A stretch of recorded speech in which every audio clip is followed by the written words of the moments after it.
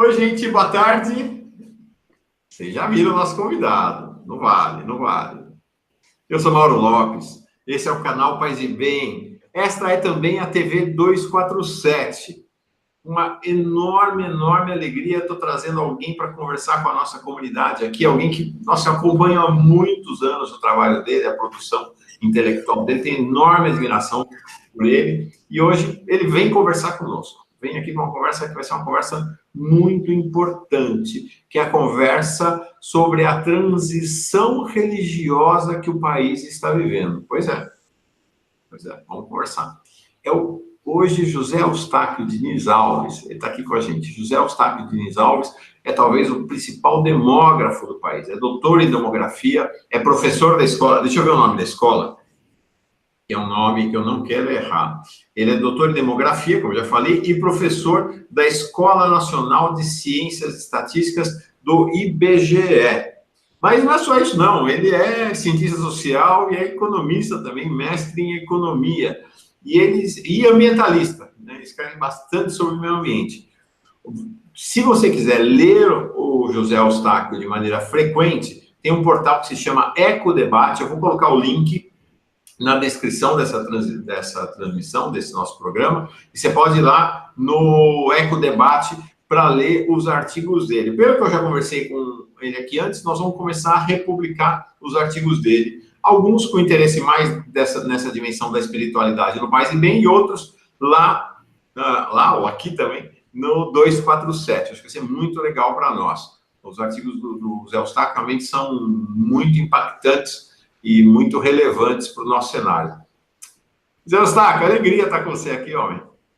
Não, eu que agradeço muito aí o convite, acompanho seu trabalho também há algum tempo, é um trabalho fascinante. Esse canal, ele traz debates assim, super relevantes, principalmente nesse momento que o Brasil está passando. Então, é um prazer muito grande estar aqui e poder a gente compartilhar essas ideias e uma troca de experiências aí, de visões sobre essa questão religiosa.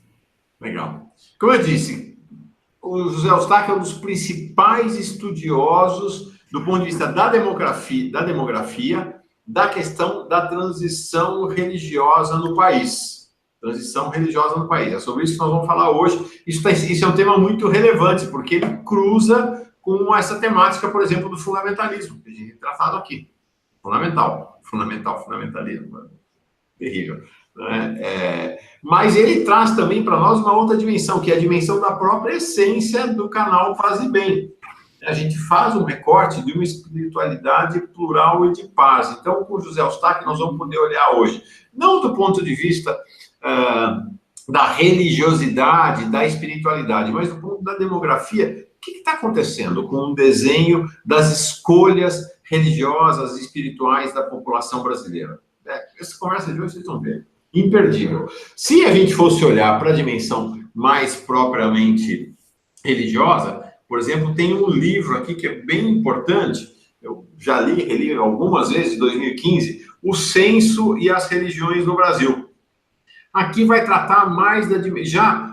Assim, o José Eustáquio traz para nós os dados, e aqui vai tratar a interpretação do ponto de vista da dimensão da espiritualidade. Foi um livro organizado pela Maria Clara Bingemer, uma das mais importantes teólogas do Brasil, e pelo Paulo Fernando Carneiro de Andrade, também um teólogo muito refinado. Então, mas hoje nós vamos entender o que está acontecendo no Brasil, com a presença do José Eustáquio aqui. Como eu estava te falando, José, é uma conversa em roda. Então, estou eu, mas tem mais um monte de gente. Está aqui já a Jayssa Lima Santana, grande amiga, protagonista aqui do Paz e Bem, e também da TV 247. A Mazé, o Júlio Franco, um grande amigo Júlio Franco. A Ana Carla Marques, lá de Paraty. A Silvia de Paula Garcia. Fernando Antônio Rezende. Terezinha Monteiro. O Frank Moraes de Paiva, Mariames Negreiros, ela está dizendo, trazendo para participar gente de peso da área, sim, de muito peso, muito peso. A Maria Assunção Assis, o Sérgio Nery, a gente estava junto até agora, um pouco antes da nossa conversa, José Eustáquio, a gente teve um diálogo muito interessante, muito importante, muito sensível com o monge Marcelo Barros sobre fé e política. Né? Um pouco antes. Nós estamos hoje, quinta-feira, são 5 horas da tarde, pouco mais de 5 horas da tarde, deixa eu ver. E é 5 e 8 da tarde agora, na transmissão ao vivo, mas você vai poder assistir a qualquer momento. Pode assistir quinta, sexta, sábado, domingo, durante o carnaval, daqui a um ano, daqui a 10 anos, quando quiser. Vai estar sempre aqui na seção de vídeos e na parte de entrevistas, né, da playlist de entrevistas do canal Paz e Bem.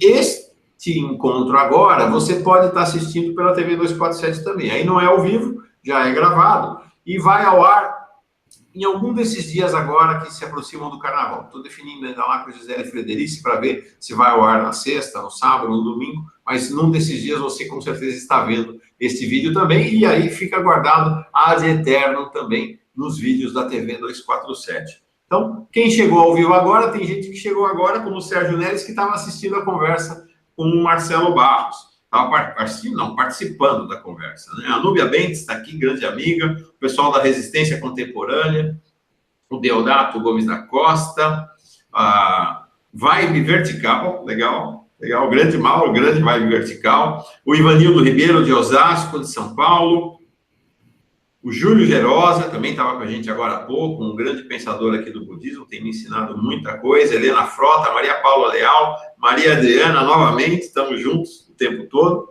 e vamos começar a nossa conversa. Quem mais está chegando aí, todo mundo seja bem-vindo e bem-vinda. O assentamento sobre o qual toda a discussão da transição religiosa do Brasil acontece é o censo de 2010, né, José Eustáquio? Exatamente. Queria só dizer, Mauro, que é o seguinte, que, como você falou, eu sou professor aqui da Escola Nacional de Ciências e Estatísticas. Essa escola, ela foi fundada em 1953 e foi a primeira escola de estatística do Brasil. O IBGE teve de criar essa escola porque não existia estatísticos e já o IBGE está fazendo censo desde a década de 40, 50, né? E ele precisava de ter, né, pessoas com capacidade de acompanhar esses dados, e então ele montou essa escola e ela, inclusive, serviu de base para a criação de outras escolas de estatística do Brasil. Então, mas é uma coisa, pode parecer um pouco estranha, quer dizer, é uma escola, né, acadêmica dentro do Instituto do IBGE, né? Então, às vezes, muita gente estranha isso, e a gente aqui, como a gente fala, a gente tem 2 patrões, né? A gente tem o patrão, que é o IBGE, com a sua estrutura, mas também a gente tem o padrão da CAPES, porque a gente tem uma pós-graduação, tem um mestrado, tem um doutorado aqui, e então a gente tem que prestar contas para a CAPES, né? Mas queria só dizer que a minha inserção, vamos dizer, institucional é do IBGE, mais lotado aqui na escola, né? E nessa questão da religião, desde que, quer dizer, como você falou, assim, eu sou sociólogo, depois eu fiz mestrado em economia, doutorado em demografia, e eu sempre tive interesse por essa área de religião, né, que na sociologia, né, é um tema que está na Constituição da Sociologia, né, Durkheim, Max Weber, né, o Marx, todo mundo tratou as questões de religiões como questões importantes, né, para a dinâmica social, para a dinâmica política, para a dinâmica econômica, etc. Agora, a minha abordagem, né, ela vai mais nessa linha demográfica, né, quer dizer, quais são as mudanças demográficas, né, dessa transição religiosa, né, porque, como acho que todo mundo sabe, né, quer dizer, o Brasil, até o Império, né, antes da República, a religião católica era a religião oficial do Brasil, né? Então, você pegar os dados, você vai ver que praticamente 100% dos brasileiros se declaravam católicos no censo de 1872, que foi o primeiro censo, nem existiu o IBGE ainda, mas é o primeiro censo realizado no Brasil, né? Em 1890, que foi o segundo censo, logo depois da instalação da República, né, os católicos eram 99%, né, e o resto todo é apenas 1%. E ao longo das primeiras décadas aí do século XX, os católicos foram diminuindo, mas era aproximadamente 1% por década, né? Então, quando a gente chega em 1950, em 1970, né, 1980, os católicos ainda estavam de 90% ou mais da população se declarando católica.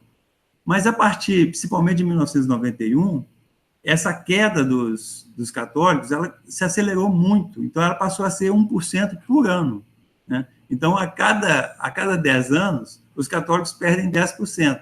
Ou seja, eles perderam praticamente 20%, né, entre 91 e 2010. Quer dizer, o que era 1% por década, a partir dos 90 se transformou em 1% por ano. 1% por ano. E esse, como que distribui, para onde vai esse 1%? Porque a gente fala aqui o seguinte, que os católicos são os doadores universais, né? É claro que tem uma palavra que é parecida aí com a transição, que é trânsito religioso. É claro que sempre tem gente que de outras religiões, ou sem religião, que está virando católico. Mas o fluxo maior são católicos passando para outras religiões ou virando sem religião, né? Então, desse 1% que os católicos perdem por ano, cerca de 0,7% vão para os evangélicos, né? Tanto os evangélicos tradicionais como os evangélicos pentecostais. Mais ou menos 0,2% vão para os sem religião e mais ou menos 0,1% vão para as outras religiões, né? Então, o que está acontecendo com o Brasil? O Brasil, que ainda é o maior país católico do mundo, né? Porque se você pegar, por exemplo, os Estados Unidos é um país... Vamos pegar os maiores países do mundo, né? A China é a maior população do mundo. A China, a maior parte da população se declara sem religião, tá? E a segunda parte se declara budista, taoísta, etc., né? A Índia, que é o segundo maior país, a maior parte é hindu, né? Do hinduísmo, e a segunda maior parte são os muçulmanos, que tem um peso grande na Índia. Os Estados Unidos são o terceiro país do mundo, a maior parte é protestante, é evangélica. Os católicos são um contingente grande, em torno de 20%, mas como a população americana é de 300 e poucos milhões de habitantes, você tem mais ou menos 65 milhões de católicos nos Estados Unidos. A Indonésia, que é o quarto país, ela é predominantemente muçulmana. Então, o Brasil é o quinto país do mundo. Como ele tem, atualmente, pouco mais de 50% de pessoas se declarando católica, isso dá mais de 100 milhões de habitantes. Então, é suficiente para colocar o Brasil como o maior país católico do mundo. Mas o desespero, vamos dizer assim, para o Vaticano, né, é que ele está deixando de ser o maior país católico do mundo e está ficando um país mais plural, né? Os evangélicos é um grupo que cresce muito rápido, mas também crescem as outras religiões e crescem os sem religiões. Por isso que a gente fala isso que é esse componente que a gente chama de transição religiosa, né? É uma mudança de hegemonia entre católicos e evangélicos e um aumento da pluralidade, né, de outras religiões e dos sem religião, incluindo ateus e agnósticos. Se eu entendi bem, dos que deixam de ser católicos, 70% se tornam evangélicos, então, é isso, né? Exatamente. Quer dizer, é uma mudança dentro do cristianismo, né? Mas que é importante colocar o seguinte, a parcela cristã do Brasil, se você somar os católicos com os evangélicos, está em torno de 80%, né? Mas ela está diminuindo, né? Porque o Brasil está, crescendo o sem religião e crescendo outras religiões também. Então, está ficando mais plural, né? Tem muita gente que acha isso muito interessante. Eu acho interessante no sentido seguinte, que está aumentando, né, as opções religiosas no Brasil, né? Você pensa bem, lá no Império, na colônia, você não tinha muita opção, né? Inclusive, por exemplo, um fato curioso, por exemplo, os judeus que estavam em Pernambuco, né, e que participaram lá do governo de Maurício Nassau, né? Quando os holandeses perderam na disputa com os portugueses, esses judeus que estavam em Pernambuco foram expulsos do Brasil, né? Eu não sei se o pessoal sabe, quer dizer, eles foram para Nova York e eles foram um dos fundadores de Nova York, né? Então, é um caso muito interessante, quer dizer, como que a falta de liberdade religiosa no Brasil, né, contribuiu para expulsar vamos dizer, uma parcela, né, da população que acabou tendo um papel importante, né, na fundação de Nova York. Então, essa falta de liberdade religiosa é uma coisa ruim para a economia, para a sociologia, etc. E depois da República, que a religião católica deixou de ser a religião oficial, né, você começou esse processo de diversificação religiosa que ela se intensificou nos últimos anos. Então, o Brasil, o que está acontecendo é que está tendo mais liberdade, mais opções, né? E é claro que corre o risco do fundamentalismo religioso crescer, etc. Tal, mas, por enquanto, a visão que eu tenho é que é um fato positivo, né? Que as pessoas estão podendo escolher qual religião que elas preferem ou não ter religião nenhuma. Do ponto de vista aqui do canal Paz e Bem, eu te digo, isso é uma maravilha. Isso é uma maravilha, é uma grande notícia, porque aumenta a diversidade, né? E aumentando a diversidade, você aumenta, né? Apesar e a gente vai falar dessa questão do crescimento do fundamentalismo, mas aumentando a diversidade, você está aumentando a possibilidade de diálogo, né? A possibilidade de pluralidade, né? E a liberdade, né? Porque é o seguinte, eu quero ser católico, eu sou. Se eu quiser deixar o catolicismo e virar evangélico, se eu quiser mudar de evangélico e virar espírita, eu viro, entendeu?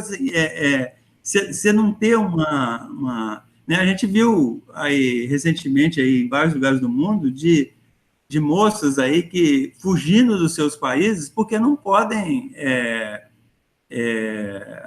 mudar de religião, né? Existem países que mudar de religião é punido até com morte, né?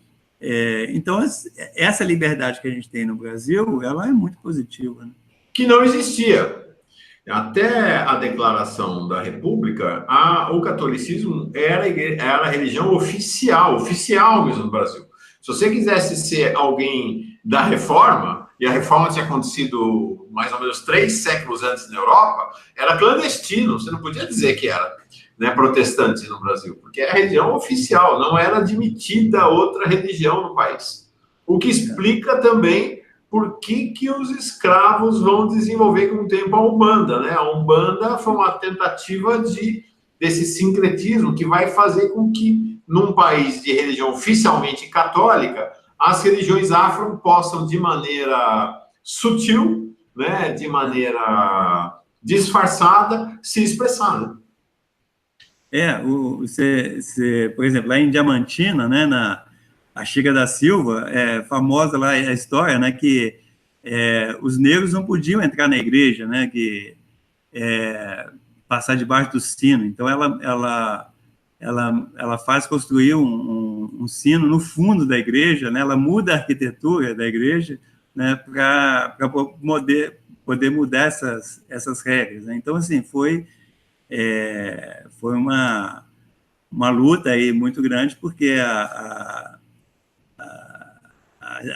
as igrejas oficiais e dominadas, né, pelas elites brancas aí, elas restringiam muito a participação da população escrava nessas igrejas. Então, a resistência, né, dessa população de origem africana, ela foi muito grande, foi muito intensa na história.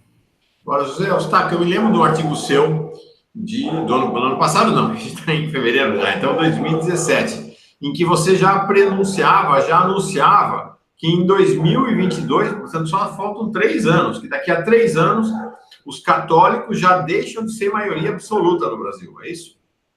Então, essa questão é a seguinte, logo quando saiu o censo 2010,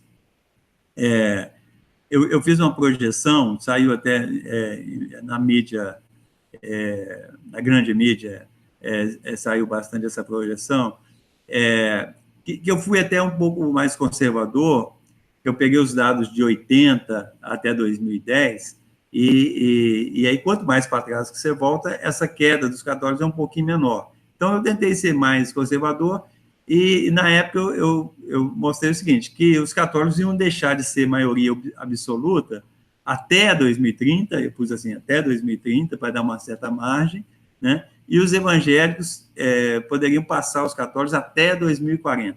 Né? Acontece que os acontecimentos ao longo dessa década, eles estão mostrando que essa transição está se acelerando. Né? Quais são os indicadores que a gente tem isso? Infelizmente, é o seguinte, o IBGE não fez nenhuma pesquisa nessa década, quer dizer, a última foi o censo 2010, que a gente pudesse ter a variável religião numa pesquisa mais ampla do IBGE, tipo a PNAD, tipo a POF, etc. Na década passada teve, nessa década não teve. Foi uma série de restrições financeiras, mas também de algumas posições teóricas, acabou não saindo nenhuma pesquisa do IBGE. Mas a gente tem uma pesquisa do Instituto Pew, por exemplo, tem do Latim Barômetro, e tem, por exemplo, da Folha de São Paulo, né? E de outros, Ibope, etc., que não são comparáveis, né? A pesquisa da Folha de São Paulo não é comparável com a pesquisa do IBGE, porque a metodologia é diferente. A Folha de São Paulo não é uma pesquisa amostral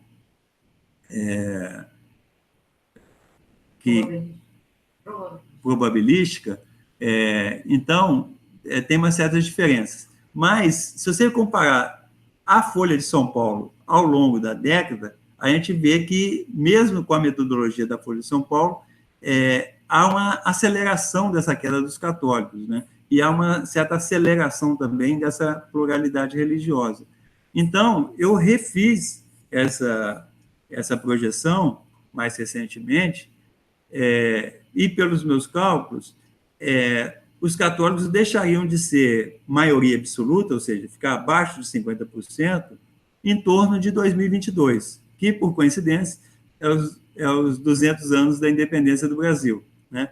E os evangélicos poderiam passar os católicos até 2032. Né?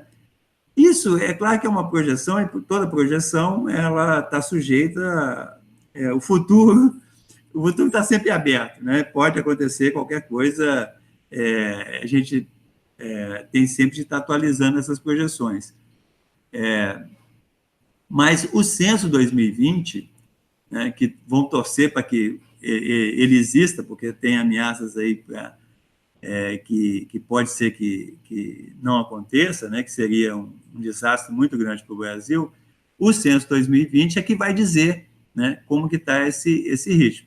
Mas, como você falou, a última projeção que eu fiz é essa, que os católicos deixam de ser maioria absoluta até 2022 e deixam de ser o maior grupo religioso do Brasil até 2032. Quer dizer, em 3 anos, os católicos caem abaixo de 50%, um fato histórico, realmente, na história do país. É histórico. É simbólico, né? Tá caindo tudo. É histórico, porque assim, o Brasil, o Brasil é um país, você vê assim, o Pedro Álvares Cabral chegou no dia 22 e a 26 teve a primeira missa, né? Então, começou lá com a primeira missa e a igreja sempre participou do projeto colonial português, etc., né? Participou de todas as etapas aí da evolução econômica e social do Brasil. E é raro, viu, Mauro? Assim, se você analisar os grandes países do mundo, é raro você ter uma mudança religiosa, né? E na América Latina, isso que está acontecendo no Brasil não é só no Brasil. Na América Latina, os países do Caribe, da América Central, tipo Honduras, Honduras, Guatemala, Nicarágua, El Salvador, esses países estão estão no mesmo ritmo do Brasil, até mais acelerado. Nesses países, os católicos já perderam, já não são mais 50%.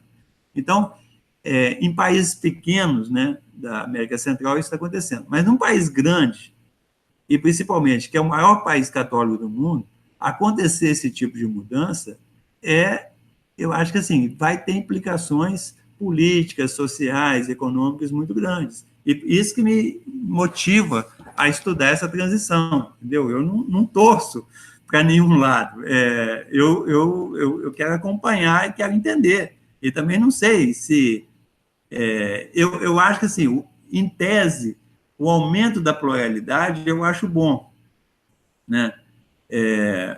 Agora, quais os efeitos de toda essa transição, né? Isso a gente precisa de estudar, a gente precisa de analisar e acompanhar e debater, né? Por isso que uma oportunidade assim, igual esse programa seu, é uma oportunidade muito boa, porque a gente vai trocar ideias, vai lançar uma semente, outras pessoas vão contestar, vão colocar outras questões, e é assim que a gente avança no debate e na compreensão, né?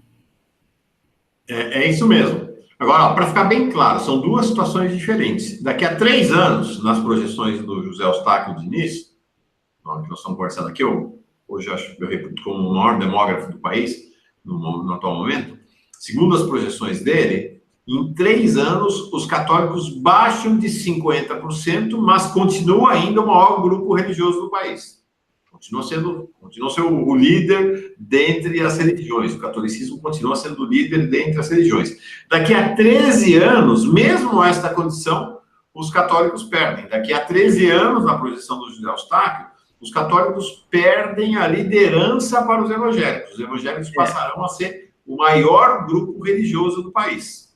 Agora, só uma questão para ressaltar, Mauro, que é o seguinte: os católicos os evangélicos vão ser o maior grupo religioso do país, mas os evangélicos possuem uma diversidade muito grande entre eles, né? Então, por exemplo, você tem uma diferença fundamental, que são os evangélicos tradicionais, ou os evangélicos de missão, né? Que são aqueles lá ligados, originalmente, à reforma protestante de Lutero, de 500 anos atrás. Então, são os luteranos, os calvinistas, os presbiterianos, etc., né? Esse grupo que veio para o Brasil com os imigrantes ingleses, alemães, suíços, né? Por exemplo, aqui no Rio de Janeiro, você tem comunidades de suíços, né?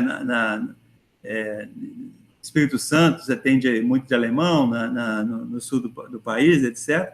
Então, são os evangélicos tradicionais. Depois você tem os evangélicos pentecostais, que vêm com a Assembleia de Deus, que é fundada em 1910, e Congregação Cristã, logo assim, no início do século XX, né? E depois, mais recentemente, você tem os neopentecostais, que são uma tendência mais recente. Então, assim, mesmo os evangélicos, se eles se tornarem realmente maioria dos grupos religiosos, tem que ser considerado que serão um grupo majoritário, mas com alta diferença, né, e dinâmica interna entre os diversos grupos, né? Então, eles não vão ter essa coisa mais monolítica que tem a Igreja Católica. Você pode mostrar para nós? Você tinha me mostrado antes de começar a entrevista, Zé, uma tabela com exatamente mostrando as curvas, né? Como é que as curvas estão acontecendo ao longo da história? Dá para você mostrar? Olha, dá para ver esse gráfico? Sim, dá sim. Eu vou fechar o meu som aqui para ficar ele na tela. Então, ó, esse gráfico, assim, ele resume o que eu tinha mostrado, é que os católicos, a linha azul, né, e lá no final do século XIX, eles eram praticamente 100%, aí os católicos vieram perdendo em torno de 1% por década, e a partir de 91 eles começam a perder 1% ao ano, então a queda é muito acentuada. Os evangélicos, que é a linha vermelha, eles vêm crescendo em torno aí dos últimos 20 anos, em torno de 0,7% ao ano, né? E aqui na projeção, está vendo que eles vão passar os católicos lá na frente. E a linha verde, aqui no caso, está juntando todas as outras religiões e os sem religião. Então, esse é o movimento geral, né? E aí mostra uma tabela também. Vamos ver aqui, deixa eu procurar os dados. Ótimo. Estou passando aqui, mas vou centrar numa tabela aqui que fica mais fácil para ver. Não, sem problema. Então, aqui está todo mundo louco para ver tua aula aqui. É uma verdadeira aula. Fala em aula, enquanto você procura, só para registrar que está aqui conosco no chat o professor Pedro Lima Vasconcelos. Eu não sei se você sabe, Zé Eustáquio, mas a gente teve aqui um curso muito importante sobre Canudos, o Belo Monte de Antônio Conselheiro. Quem conduziu foi o professor Pedro Lima Vasconcelos, foi um enorme sucesso. O Lula, nosso Lula, aluno exemplar do curso, né? Foram 8 aulas, assistiu todo o curso lá de Curitiba, a sua série em Curitiba. Agora tivemos 2 encontros com o Pedro sobre fundamentalismo e vamos começar outro curso agora. Retalhos da nossa história, sobre a história da religiosidade e seu confronto com o poder institucional. Então, tá mandando uma boa tarde aqui para mim e para você, o professor Pedro Vasconcelos. Pedro, muito legal você estar com a gente aqui. Com certeza, essa conversa com o José Eustáquio vai alimentar muito as nossas formulações e conversas também. Já está pronto aí, Pedro? Ou Zé? Então, obrigado aí Pedro aí, a todos os pessoal que está participando. Está dando para ver essas 2 tabelas? Tá dando sim, Pedro. Bom, Zé, pode ir. Aqui está o total, né, da população no ano 2000, né? Aqui o total de católicos, evangélicos, as outras religiões e sem religião, e aqui embaixo 2010, né? Aqui, a última linha é o Brasil como um todo, né? Então, o que está mostrando aqui é que, por exemplo, em 2010, você tinha 123 milhões, a população em 2010, 190 milhões de habitantes. Você tinha 123 milhões de católicos, e assim, para ressaltar que os católicos eles vinham perdendo participação em termos relativos, mas eles cresciam em termos absolutos. Mas na última década, de 2000 para 2010, os católicos perderam em termos absolutos também. Eles eram 124, quase 125 milhões, e passaram para 123 milhões, né? Os evangélicos eram 26 milhões em 2000, passaram para 42 milhões. As outras religiões tinham 6 milhões de pessoas, passaram para 9 milhões, quase 10 milhões. Veja só, o Brasil, em 2010, ele tinha quase 10 milhões de pessoas que não eram nem católicos, nem evangélicos.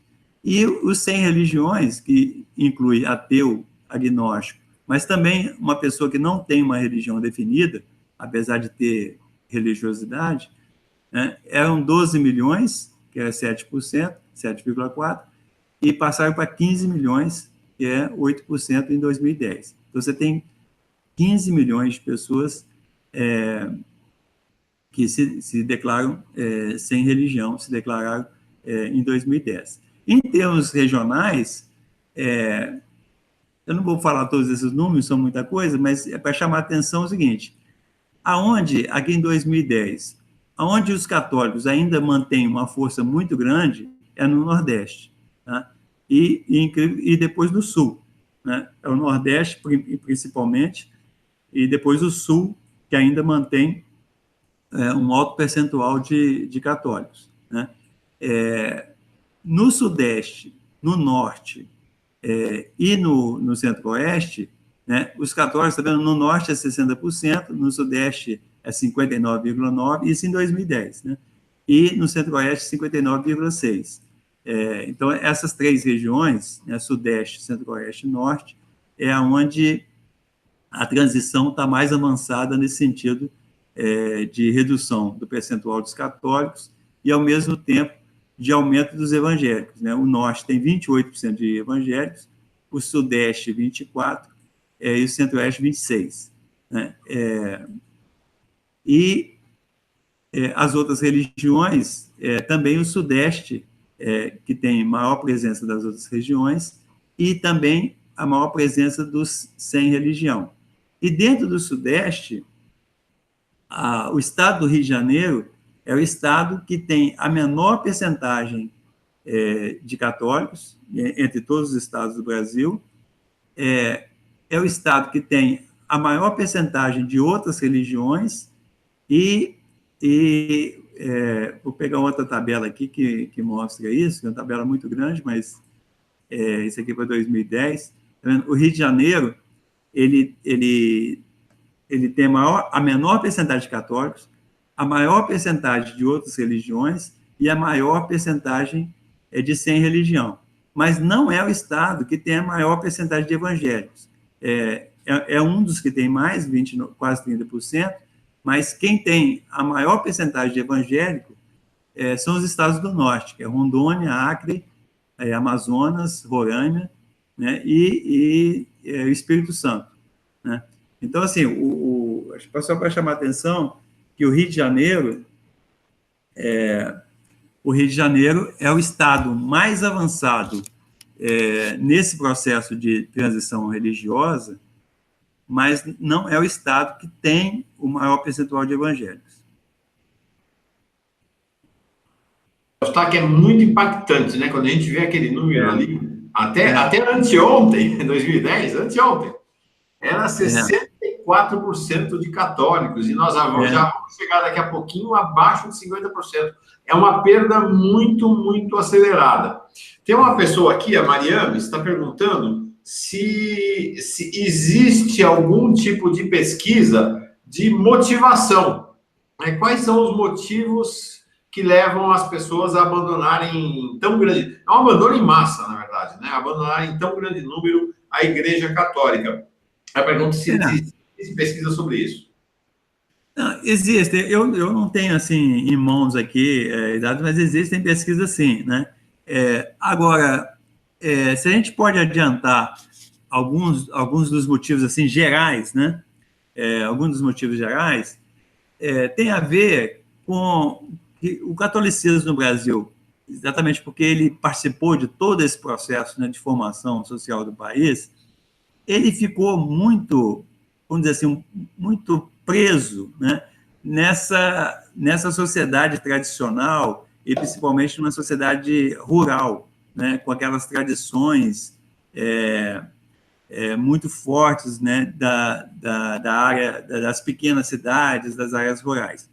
Quando o Brasil começou a se industrializar e começou a se urbanizar de maneira muito rápida, e principalmente a periferia das grandes cidades, das capitais, principalmente Rio, São Paulo, todas as capitais dos estados brasileiros, o que cresceu muito rápido aí, depois da Segunda Guerra Mundial para cá, foram as periferias. E a Igreja Católica, ela não conseguiu acompanhar esse crescimento muito rápido das periferias. Você pega aqui no Rio de Janeiro, por exemplo, você pega aqui, eu trabalho aqui na Pé da Lapa, né? No centro do Rio e tal, e eu caminho, às vezes, muito por essa região. Você tem igreja para todo lugar, você tromba em igreja nesse centro aqui do Rio de Janeiro. Se você pegar aqui o Glória, e o centro da cidade, e Botafogo, etc., você tromba em igreja. Mas quando, Igreja Católica, né? Quando você vai para as periferias, aí você tem uma carência de igreja e de padre. O Papa Francisco mesmo falou isso quando ele veio no Brasil, né? você tem uma carência nas periferias, toda a América Latina, tá? Acontece isso. A igreja não conseguiu acompanhar esse crescimento urbano, né? E as novas, vamos dizer assim, motivações dessa população urbana, porque essa população urbana ela pensa diferentemente da população rural, né? Que tem uma dinâmica de vida muito diferente, né? Do meio urbano. E aí, essas igrejas evangélicas que já estão no Brasil desde o século XIX ou no início do século XX, elas foram aprendendo a lidar com essa população, né? Você vê, por exemplo, que os evangélicos pentecostais, por exemplo, tipo a Igreja Assembleia de Deus, antigamente, quando eu era jovem, por exemplo, era aquele estigma, assim, que as mulheres de cabelo comprido, saia comprida, né? Você tinha todo um estigma, assim, do crente, né? Que ele já se separava um pouco da sociedade. Isso acabou, né? Hoje, praticamente, você não vê uma diferença tão marcante, assim, né? Entre os evangélicos. E eu acho que essas igrejas evangélicas, elas começaram a fazer vamos dizer assim, uma militância, né, muito forte, né, no sentido de usar, por exemplo, a televisão, usar o rádio, usar jornal, né, e agora usar a internet, usar o WhatsApp, usar essas tecnologias. Então, isso fez com que a divulgação, né, dessa mensagem evangélica ela fosse muito mais efetiva, inclusive na conquista dos jovens, etc. E depois, é uma coisa mais recente no Brasil, e aí eu tenho uma certa preocupação, é que essa entrada dos evangélicos na política, né? Porque eles também descobriram um filão, que a Igreja Católica, quando separou a Igreja do Estado, né, a igreja continuou tendo uma influência muito grande no Estado, mas ela não entrava diretamente na política, né, a Igreja Católica. E essas correntes evangélicas, principalmente as correntes pentecostais, elas descobriram um filão muito grande na política. E a gente vê, eu fiz um trabalho estatístico que mostra o seguinte: aonde tem maior percentagem de evangélicos, a tendência de eleger mais deputados evangélicos. E aonde há mais deputados evangélicos, tende a crescer a filiação evangélica. Então, tem um efeito de feedback entre uma coisa e outra, né? E aí, eu acho que fazer isso em termos democráticos faz parte das regras do jogo e tal, né? Mas o que pode dar um certo medo é o fundamentalismo religioso, né? As pessoas não conseguirem separar, né, o que é convicção, né, da religião do que é o Estado laico. E aí isso pode causar alguns problemas graves aí para o país, né? Esqueci de ligar o som. Do ponto de vista aí da disputa no interior da Igreja Católica, os segmentos conservadores, que foram muito favorecidos a partir da eleição do Papa João Paulo II, que iniciou um amplo processo de repressão à teologia da libertação em toda a América Latina e aqui no Brasil. Então, portanto, estamos falando aí da virada dos anos 70 para os anos 80, mas esses segmentos conservadores acusaram durante anos da teologia da libertação ser a responsável pela queda no número de católicos do país. As estatísticas não dão razão para esta afirmação, né? Porque a queda se aprofunda depois que os conservadores passam a ter uma certa hegemonia na Igreja Católica aqui no Brasil, especialmente ali a partir da segunda metade dos anos 90, né? Esse é um bom tema de pesquisa, porque exatamente aqui no Rio, vamos pegar o Rio de Janeiro, que é o estado que tem a menor participação a menor percentagem de católicos, né, na população, é uma arquidiocese que já vem sendo dominada, né, há muito tempo por setores mais conservadores, né? E, e agora surgiu, inclusive, o Sérgio Cabral fez uma denúncia agora sobre o arcebispo aqui, Orani Tempesta, né, que o Orani Tempesta teve na eleição aqui entre os dois Marcelos, né, Marcelo Crivella e Marcelo Freixo, o Orani Tempesta claramente ele ficou do lado do Marcelo Crivella, e agora nas eleições presidenciais claramente ele ficou do lado do Bolsonaro, né? Então, assim, não estou querendo entrar no juízo de valor disso, etc., mas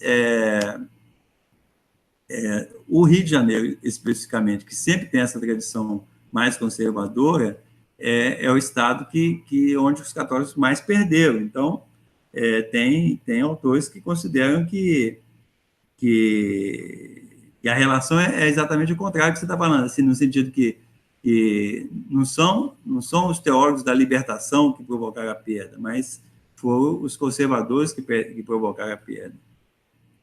Sim, essa é uma questão importante, porque faz entender exatamente o processo aqui. Alguém tinha falado, né, quais são os motivos, né, da perda de fiéis da Igreja Católica. Então, o motivo que a gente pode dizer que não é a teologia da libertação, nunca foi um motivo da aceleração da perda do número de católicos do país, é isso mesmo. Quanto maior a hegemonia conservadora, maior a queda no número de católicos do Rio de Janeiro. É o grande exemplo disso. José Eustáquio, nós estamos já com 50 minutos de conversa. A gente tinha combinado de fazer uma conversa aí ao redor de 1 hora, e eu queria explorar contigo um outro assunto. Bom, primeiro eu vou te agradecer. Nós estamos conversando aqui com o José Eustáquio Alves Diniz, um maior demógrafo brasileiro, doutor em demografia, formado em sociologia, com mestrado em economia, professor da Escola Nacional de Ciências Estatísticas do IBGE, realmente uma sumidade em termos de demografia no Brasil. E um ambientalista radical também. Fala. Não, só corrigir o seguinte, você já falou, na demografia, nós temos 2 demógrafos que, assim, são os maiores demógrafos, assim, indiscutivelmente, na demografia brasileira, tá? Um é a doutora Elza Bercó, que está com mais de 90 anos, foi caçada na época da ditadura, etc., mas está aí até hoje militando. Tem um vídeo dela recente agora no YouTube, em defesa do censo 2020, né? E o outro demógrafo importante é o José Alberto Magno de Carvalho, que é fundador lá do CEDEPLAR, que é o Centro de Demografia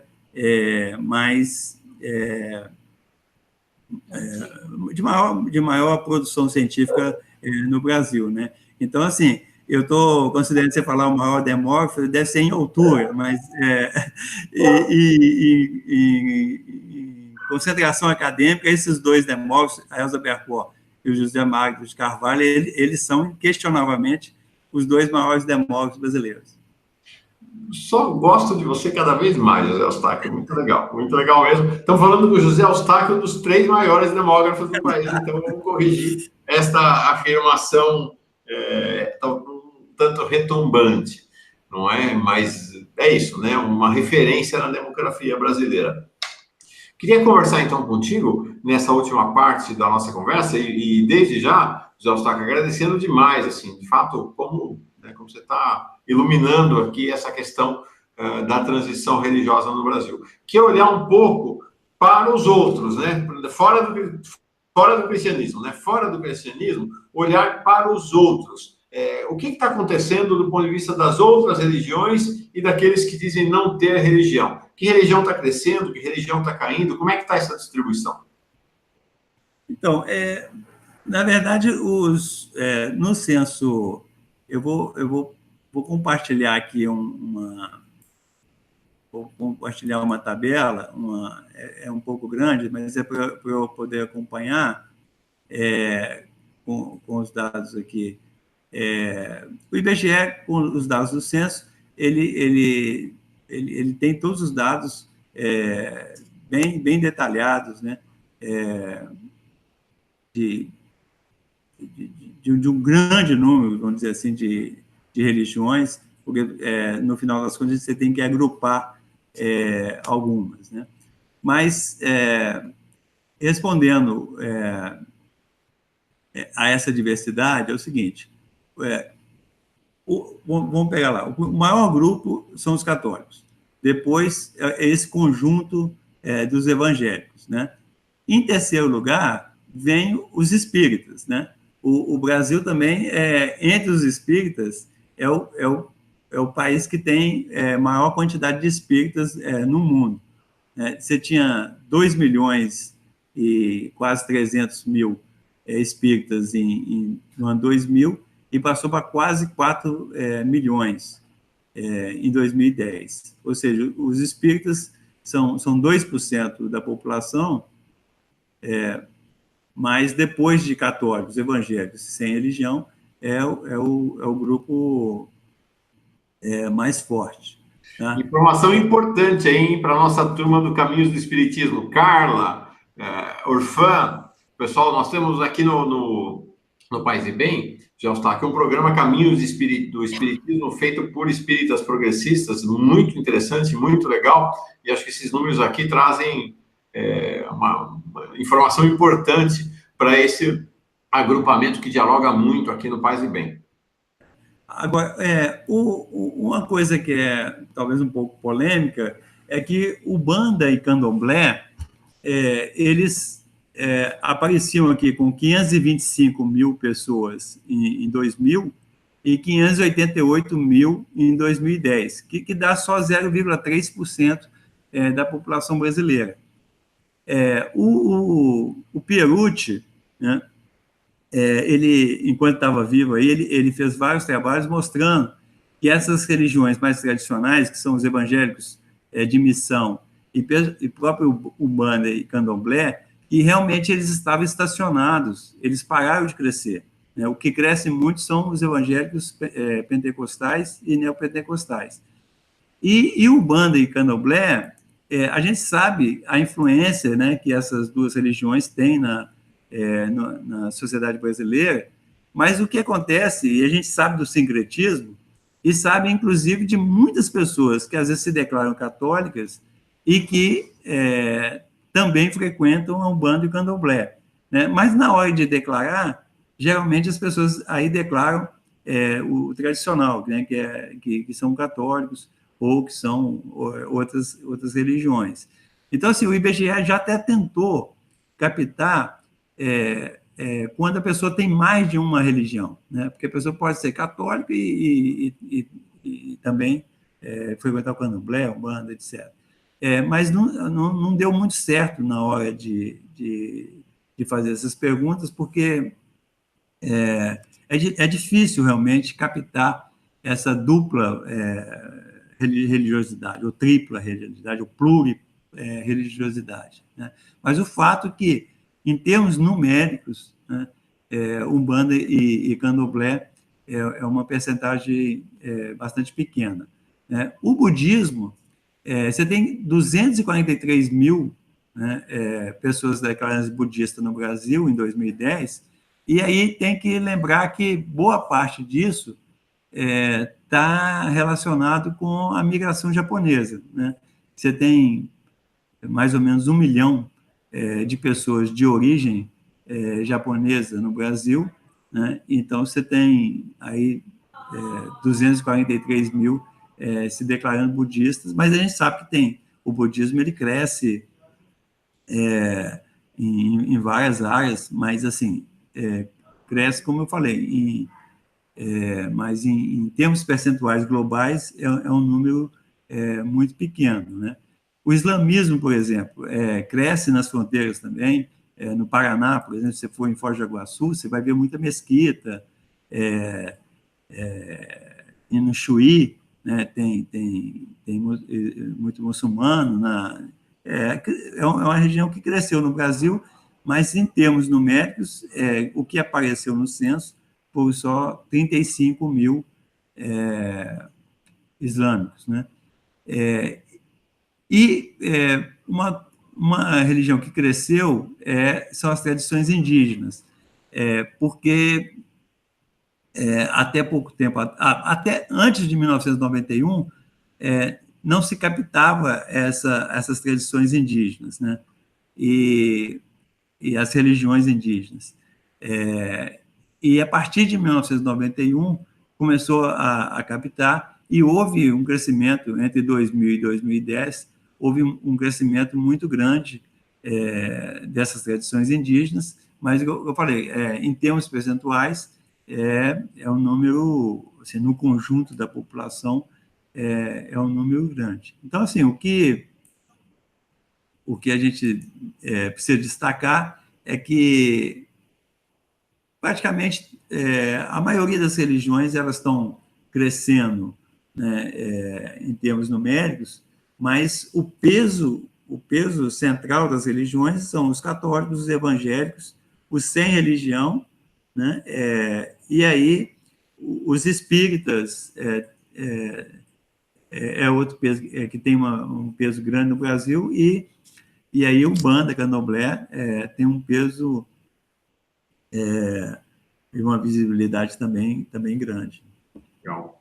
Bem interessante. E, José Eustáquio, dá para ver nesse crescimento explosivo, que realmente é um crescimento explosivo dos evangélicos, quem cresce mais, quer dizer, tem destaques, assim, tem igrejas, tem denominações que se destacam muito em relação nesse crescimento, quer dizer, você falou, a gente sabe, o pessoal que não é evangélico propriamente, né? O pessoal da reforma tradicional, as igrejas tradicionais não crescem, né? Os luteranos, os batistas, pelo contrário, acho que deve estar até perdendo.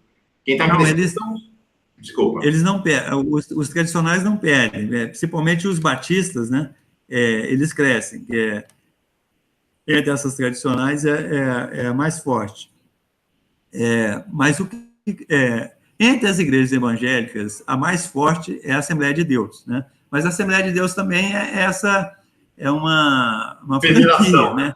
É uma franquia, uma federação. Então, ela tem muita gente, mas ela é a mais tradicional, mais antiga e muito forte, né? No Brasil todo. Agora, o crescimento maior são dessas igrejas neopentecostais. E aí, é só interessante fazer esse contraponto que você falou da teologia da libertação, né? Que é a teologia da libertação focando nos pobres, mas essas igrejas evangélicas neopentecostais, elas focam na teologia da prosperidade, né? E acaba, na prática, né, elas conseguiram, vamos dizer assim, mais sucesso junto a essa população pobre do que a própria teologia da libertação, né? Eu escrevi um artigo para a Folha de São Paulo alguns anos atrás, que eu falava, né, que a população ela segue mais aquela filosofia do Joãozinho 30, né? Que quem gosta de pobre é intelectual. E aí toda essa mentalidade da teologia da prosperidade, do empreendedorismo, ela tem um apelo muito grande com a população. E aí, eu queria até lembrar que é o seguinte, a Fundação Perseu Abramo, ela fez uma pesquisa há 2 anos na periferia de São Paulo, que foi uma pesquisa muito interessante, eu acho que muita gente já citou essa pesquisa, mas eu acho que a gente tem que retomar ela sempre, porque é o seguinte, quer dizer, foi uma pesquisa feita pelo Partido dos Trabalhadores, com, vamos dizer assim, o público que o Partido dos Trabalhadores queria atingir, e que a pesquisa mostrou que a mentalidade dessa população, essa população pobre da periferia, ela tinha uma mentalidade de empreendedorismo que estava muito mais próxima da teologia da prosperidade do que da teologia da libertação. Então, isso é estou colocando essa questão, não estou tomando posição, não. Estou só dizendo o seguinte, que é uma questão de reflexão muito grande, né? Da gente entender quais são essas necessidades dessa população da periferia, né? Eu acho que o resultado, por exemplo, das eleições de 2018, elas fazem elas quase que obrigam a gente a pensar direito, né, do que essa população tá querendo, né? A gente sabe de todos os problemas que teve de fake news, etc. e tal, mas existe, e a própria Fundação Perseu Abramo mostrou isso com muita clareza, né? Então, isso aí são temas que a gente deve pesquisar mais. Legal. Então, deu para ver que a gente não tem só o aporte do demógrafo nessa conversa, José Eustáquio. A gente tem também o aporte do sociólogo, José Eustáquio, nessa conversa também, né? Trazendo ponderações. Do cidadão que está preocupado com o futuro do país.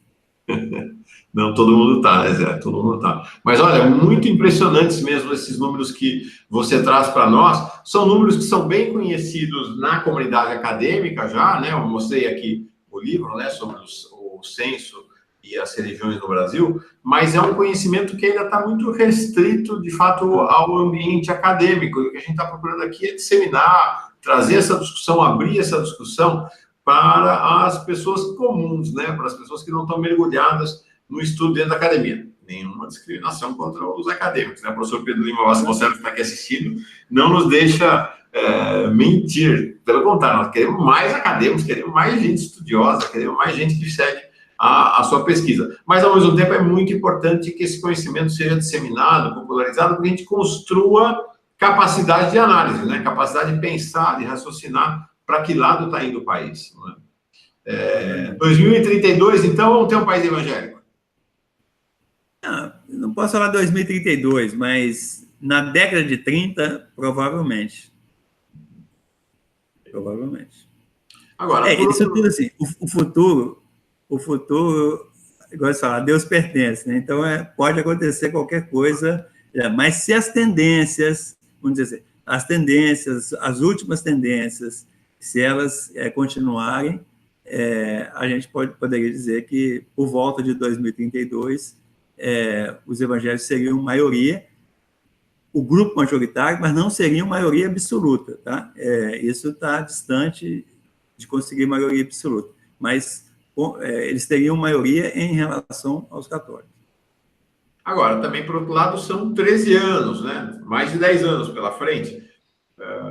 Também olhar para as igrejas evangélicas tal como são hoje, né? Principalmente as pentecostais e as neopentecostais, não dá para dizer como elas estarão daqui a 10 anos, né? Também tem isso, também tem o conteúdo da pregação, o conteúdo da teologia, o conteúdo do pensamento do evangelismo, né, das igrejas evangélicas pentecostais e neopentecostais, que já sofreram transições grandes nos últimos 10 anos, talvez sofram outras transições nos próximos 10 anos também, né?